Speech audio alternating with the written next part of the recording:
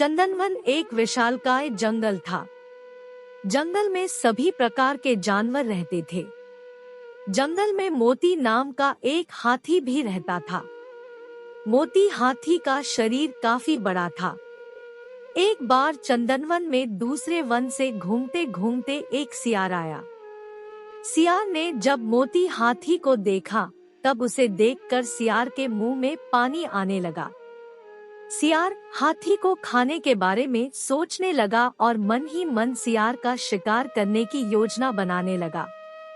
सियार सोचने लगा कि यह हाथी बहुत बड़ा है, अगर मैं इसका शिकार कर लूं, तब मुझे कई दिनों तक भोजन की तलाश में भटकना नहीं पड़ेगा।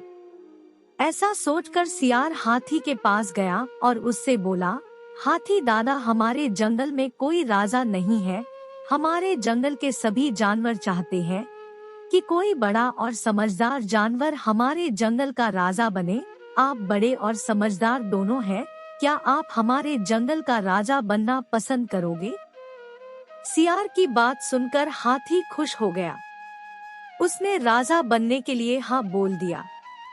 इस पर सियार ने हाथी को अपने साथ चलने के लिए बोला। हाथी राजा बनने की खुशी में झूमते हुए सियार के साथ जाने के लिए तैयार हो गया। सियार हाथी को ऐसे तालाब में ले गया जिस तालाब में दलदल था। वर्टिकल बार हाथी राजा बनने की खुशी में इतना मस्त था कि वह बिना सोचे तालाब में नहाने उतर गया। जैसे ही हाथी दलदल वाले तालाब में उतरा, हाथी के पैर दलदल में धंसने लगे। उसने सियार से बोला, तुम मुझे कैसे तालाब में ले आए? मेरी मदद करो, मेरे पैर दलदल में धंस गए हैं। हाथी की बात सुनकर सियार जोर जोर से हंसने लगा और हाथी से बोला, मैं तुम्हारा शिकार करना चाहता था, इसलिए मैंने तुमसे राजा बनने की बात का झूठ बोली। अब तुम दलदल में फंसकर मर जाओगे और मैं तुमको अपना भोजन बनाऊंगा। सियार की बात सुनकर हाथी की आंखों से आंसू आने लगे।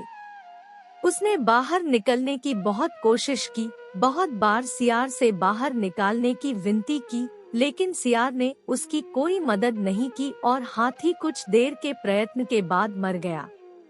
हाथी के मरने के बाद सियार हाथी को खाने के लालच में उसकी पीठ पर चढ़ गया। हाथी को खाने के लालच में सियार यह भूल गया कि वह भी हाथी के साथ दलदल में नीचे जाता जा रहा है और अंत में सियार भी हाथी के साथ धीरे धीरे दलदल में धंसकर मर गया। इस कहानी से हमें यह शिक्षा मिलती है कि जो दूसरों के लिए बुरा करता है, उसके साथ भी बुरा होता है।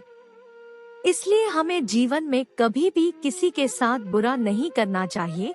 अगर हम किसी के लिए बुरा करते हैं, तब हमें भी अपने साथ ऐसा होने के लिए तैयार रहना चाहिए, क्योंकि बुरे कर्म का फल हमेशा बुरा होता है।